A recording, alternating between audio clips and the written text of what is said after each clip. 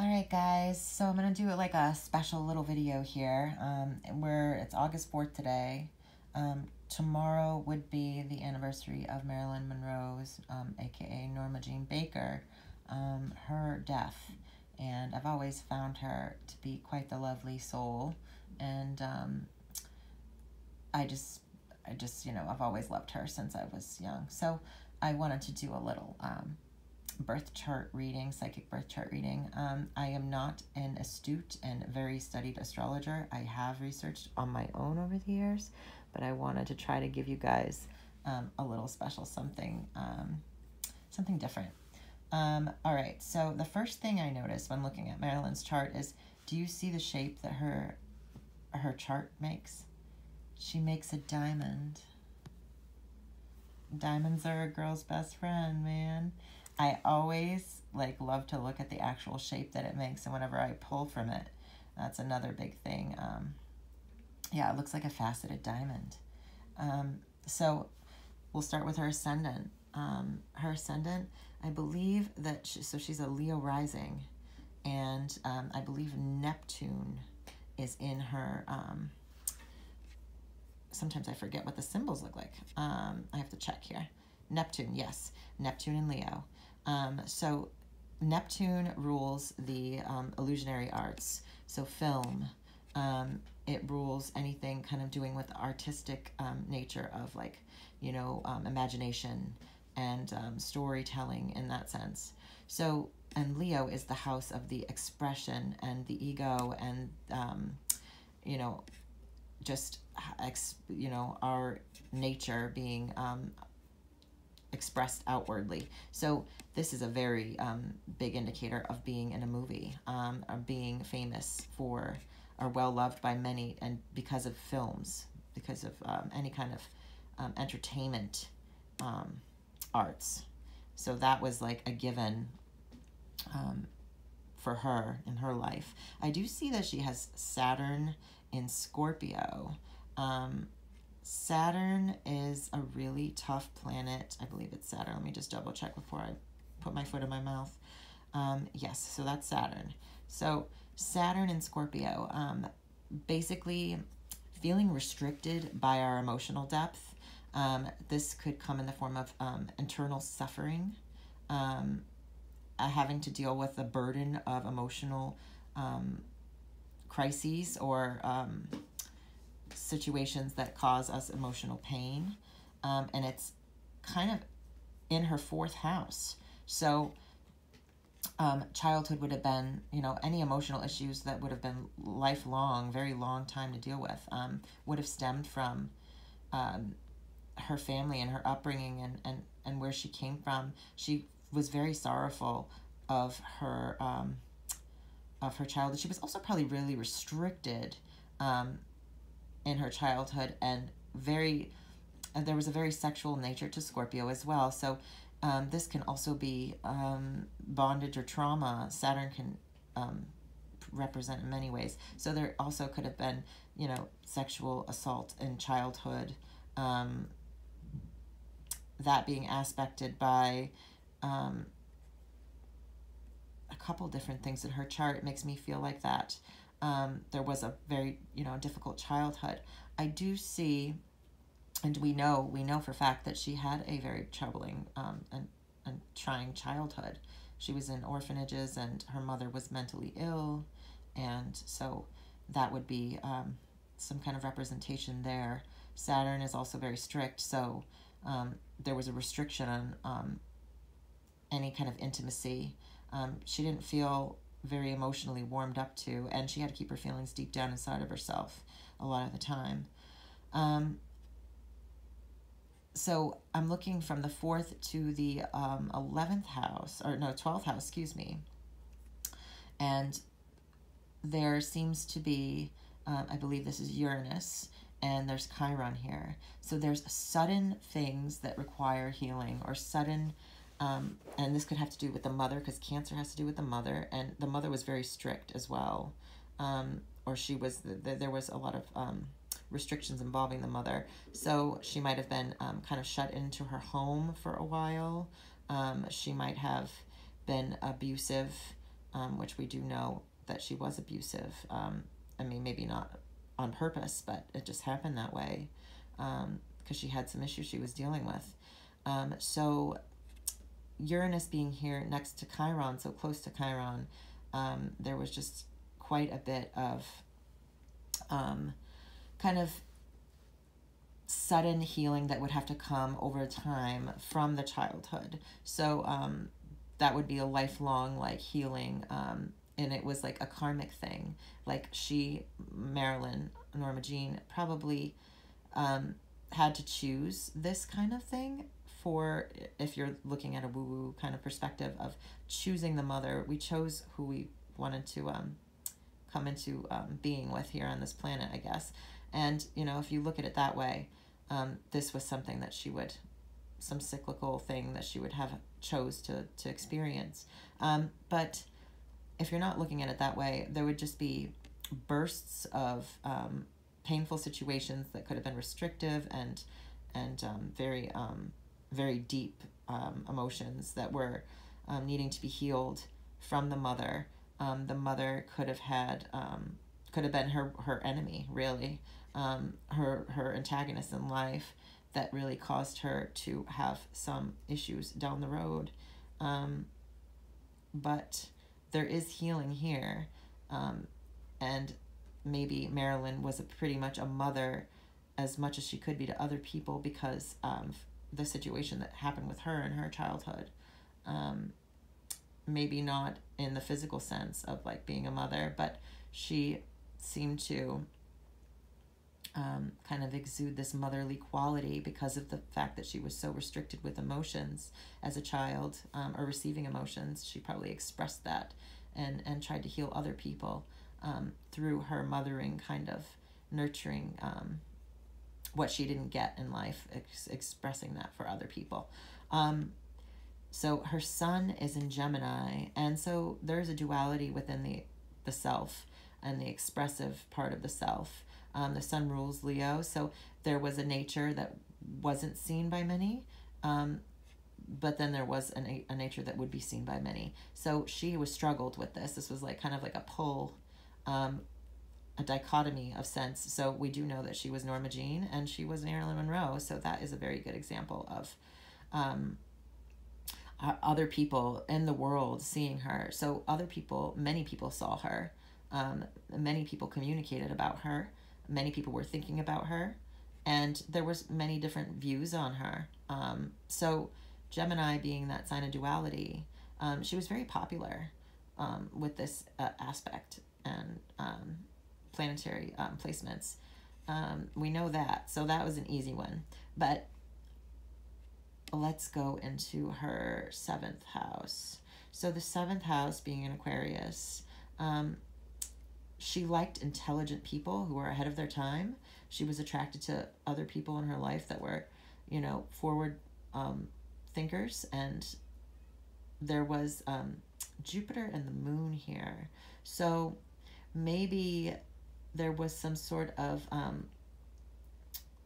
a nurturing of philosophy. So she liked to talk about with her partners or business collabs about these kind of things, philosophies on, and this could have very well be philosophies on the entertainment arts, philosophies on psychology. She was fascinated by these things, and she was also very other people loved her for her emotions and her mothering as well, because the moon is here. So there's a lot of aspects. The ruler of Cancer is here. So because of her suffering and her troubles with her early life and development, she exuded this kind of wisdom that other people saw very captivating and interesting. And I have a kitten guest. Her 8th house, Pisces in the 8th house, that's a deep emotional wounding kind of place as well. So, and we have, what was that? I have to look it up because I always forget. Uranus. Okay, maybe I was wrong about the other one. See, this is why you always have to look. Pluto. She had Pluto in Cancer. Okay, that makes even more sense. So Chiron and Pluto, deep wounds with the mother, deep psychological wounds from the mother, and childhood, and a lack of nurturing in the childhood. Pisces with Uranus and Mars there. Uranus and Mars in the 8th house. So sex was like sudden sexual things with men. Men would come and go probably pretty quickly in this placement. There could have been crises with men. There could have been Mars is the forward movement and the drive. So a drive to, she was kind of a sporadicness to her in terms of, or erraticness to her and her, you know, resources with other people. She could have had great wins and great losses throughout her life, and we do know that she had some of those. There was, there's a trine between Pisces, Cancer, and Scorpio. So whatever issues she had in her past, she used those to fuel her, fuel her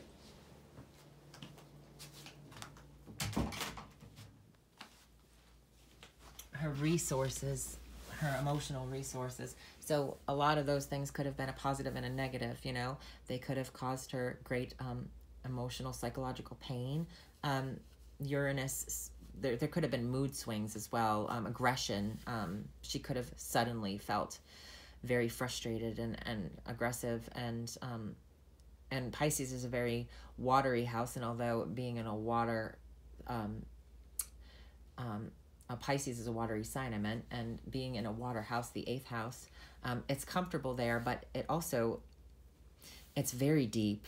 It's just so deep, and it can be like the deepest, darkest pits of depression as well, because it's trining these things. So she did use it for fuel, in order to get the, you know, understand. She was also not afraid of climbing the ladder, in a sense where she knew that her relations with people would get her to certain places in life, and she saw this as a reciprocal thing, and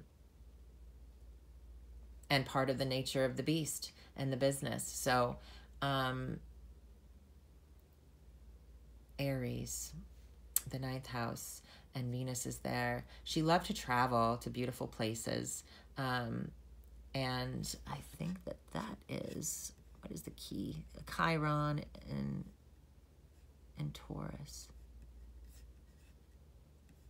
That's the North Node. Okay, so see, this is why I have to look. Chiron and Venus. So a healing of one's own femininity, and in Aries of the sign of the man. So this is kind of the philosophies of men, and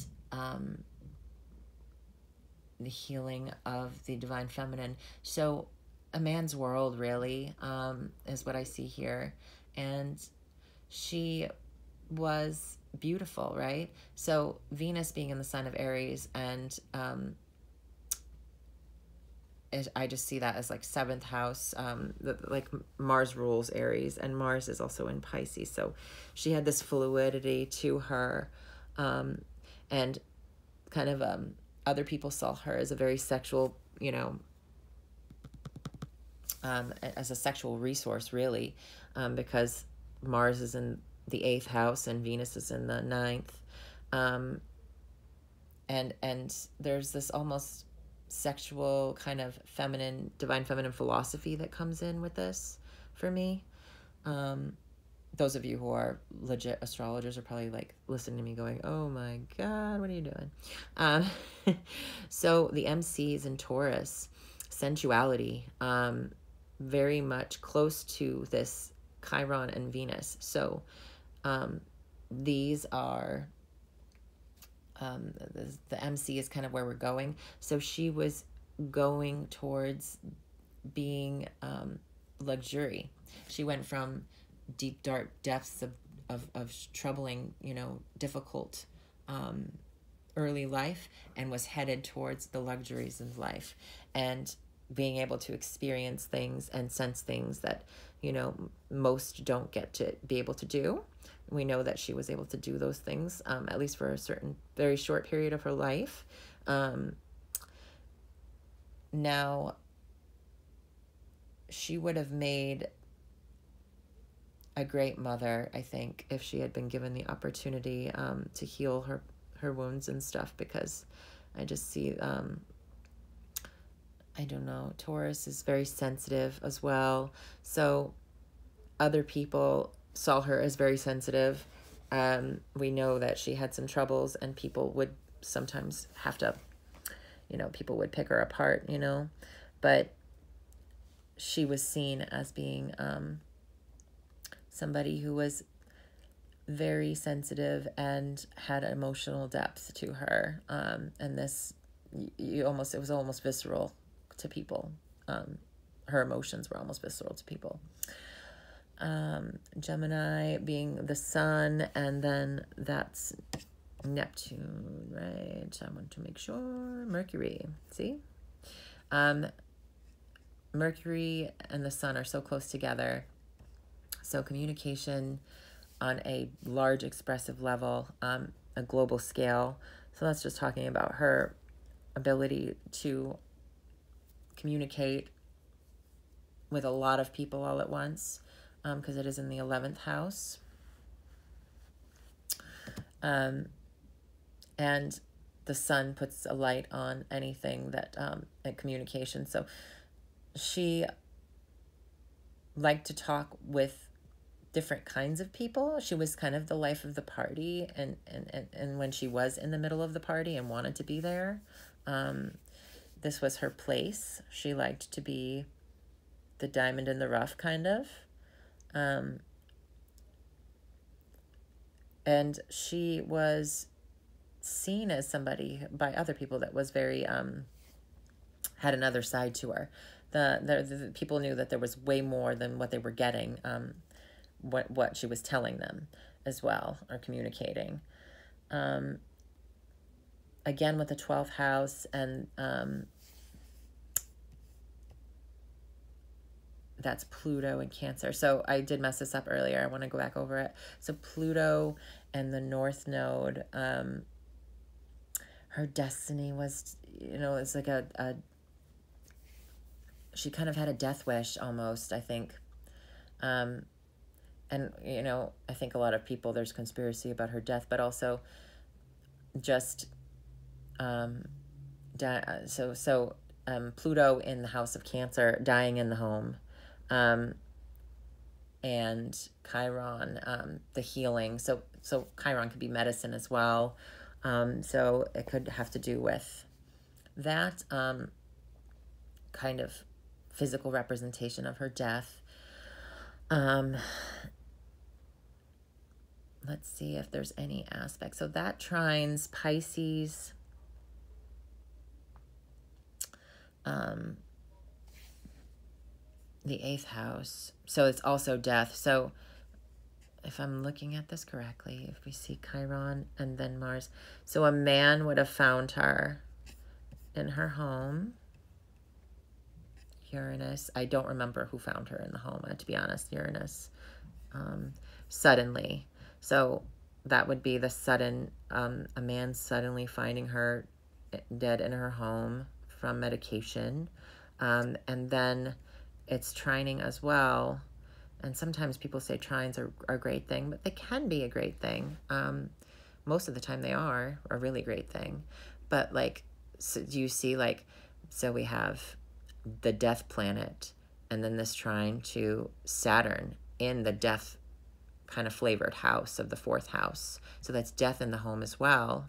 And then we have Pisces with a man and something suddenly happening. So this is the house of crises, of death, the 8th house. So there's a lot here that kind of totally corroborates how her life ended. Now, it's really hard to do this with everybody's chart. Not everybody has like such a straightforward like explanation of how they're going to die in their chart. So don't get crazy about finding your own way out of things. But Jupiter, she was most expansive in her relationships with other people, the growing popularity of her, and Neptune in the ascendant. Yeah, it's just, and that would be the growing popularity of, and the moon is also the fourth house of like emotional expression. So people loved her because she was of her emotional expression of how she expressed herself in the arts. And it was just, you know, because Jupiter's here, a growing relationship with other people in regards to that. And because Jupiter is between Pisces as well, Pisces being the house of illusion. So like it still brings that energy out for me of like, she's just continuing to grow in fame even after her death. And you know, where Uranus being here was a sudden thing that happened quickly. Mars can also be kind of aggressive as well, in terms of like, so Uranus being close to Mars, it could be a very sudden, kind of almost aggressive like in manner kind of happening. Venus and Aries again in the 9th house. She kind of had this feminine, soft kind of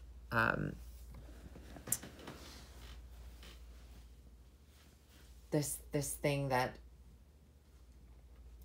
kind of a feminine soothing of philosophy. Like just her presence was very soothing to be around for a lot of people. Yeah, what else? All right, well, I'm gonna leave it there. I hope that you guys enjoyed this little tidbit. Sorry I got confused with the signs. I do that every now and then. Eventually I'll get better at remembering. You think after like 100 years I would know what they look like, and not confuse them, but some of them are similar. Anyway, I hope you're doing great, and this is where I got the chart off of Astrocharts. There's the URL, just so that, you know, they don't feel left out. Thank you to them for letting me borrow their chart on Marilyn Monroe. And yeah, diamonds are a girl's best friend, man. Sad to have to say goodbye to such a great gal, but she forever lives on because of her work. So, and well, being Taurus, there's kind of like this fixed kind of energy with that. So that's forever. Diamonds are forever. All right. I will, oh, that's also another thing. Scorpio, the deep, dark depths, Saturn building over time, and then an expression of something out in the world is forever. So an unearthing of something. It's just diamonds are forever is her chart. Like, she was destined to be Marilyn Monroe and to have had the career that she had and be loved by everybody. So anyway, have a good day.